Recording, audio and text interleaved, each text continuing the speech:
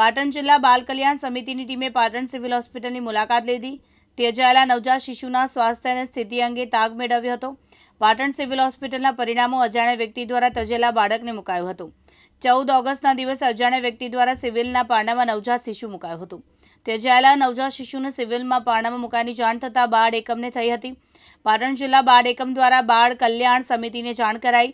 પાટણ બાળ જિલ્લા કલ્યાણ સમિતિએ બાળક સ્વસ્થ થતા દેખરેખ માટે પાલનપુર બાળ શિશુમાં મૂકશે તેવું જણાવ્યું હતું। હાલ ક્યારે જન્મેલું નવજાત શિશુ હજુ આગામી 14 દિવસ સુધી પાટણ સિવિલ હોસ્પિટલમાં સારવાર હેઠળ રહેશે તેવું ડોક્ટરે જણાવ્યું હતું। કોરોના સમયમાં પાટણ સિવિલ હોસ્પિટલમાં કોઈ અજાણ્યા બાળક એટલે કે તાજું જન્મેલું બાળક હોય કે એવું કંઈ હોય અને એમને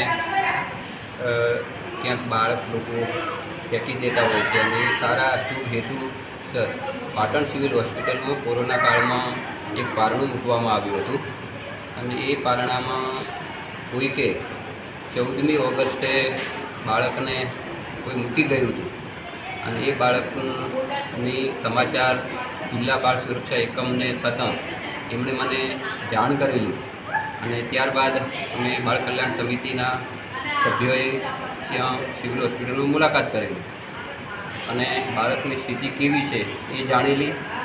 ત્યારબાદ આજે અહીંયા પાટણ સિવિલ હોસ્પિટલમાં અમારી પાટણ જિલ્લાની બાળ કલ્યાણ સમિતિ મુલાકાતે આવેલી છે। બાળકની પરિસ્થિતિ શું છે કેવી છે એ જાણી છે અને આગળ જે કાયદાકીય જે કંઈ કાર્યવાહી થતી હોય એ આજે અહીંયા કરવામાં આવશે। આજે હોસ્પિટલમાં બાળક સારવાર હેઠળ છે। ડૉક્ટરો દ્વારા એની ખૂબ સારી રીતે સંભાળ રાખવામાં આવી રહી છે અને ડૉક્ટરોએ સલાહ પણ એવી આપી છે કે હજુ પણ 14 દિવસ સુધી એ જે બાળક છે એ બાળકને અહીંયા સિવિલ હોસ્પિટલમાં સારવાર આપવામાં આવશે। અચ્છા, બાળક સ્વસ્થ થતાં એને ક્યાં મોકલવામાં આવશે? બાળક સ્વસ્થ થતાં એને પાલનપુર જે શિશુગૃહ છે એમાં મૂકવામાં આવશે, પરંતુ અહીંયાથી બિલકુલ સ્વસ્થ થયા પછી તેને અહીંયાથી મૂકવામાં આવશે। આપનો પરિચય? હું સુરેશ જોશી, બાળ કલ્યાણ સમિતિ ચેરમેન। 14 ઓગસ્ટ સાંજે 5:40 કલાકે અજાણી વ્યક્તિ દ્વારા અત્રેની જનરલ હોસ્પિટલ પાટણ ખાતે મૂકેલ પારણામાં એક બાળકને ત્યજી દેવામાં આવેલ। એ બાળક હાલની હાલત સ્વસ્થ છે અને તે સારવાર હેઠળ છે। એને હજુ પણ વધુ સારવારની જરૂર છે। જેવું બાળક સ્વસ્થ થશે તરત જ અમે બાળ સુરક્ષા સમિતિના સભ્યોને તેની જાણ કરીશું અને પછી ફરી જે કાયદાકીય કાર્યવાહી પ્રમાણે બાળકને સુપ્રત કરીશું।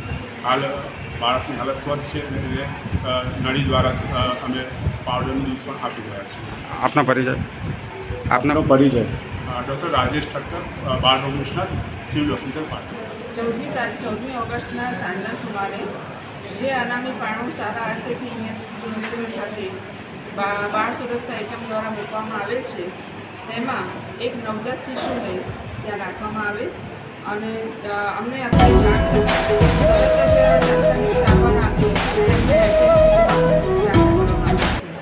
બાળક અત્યારે સારવાર હેઠળ છે અને એના જે રિપોર્ટ વગેરે જે બધા અત્યારે કરાવે છે એમાં પણ ઘણો સુધારો છે।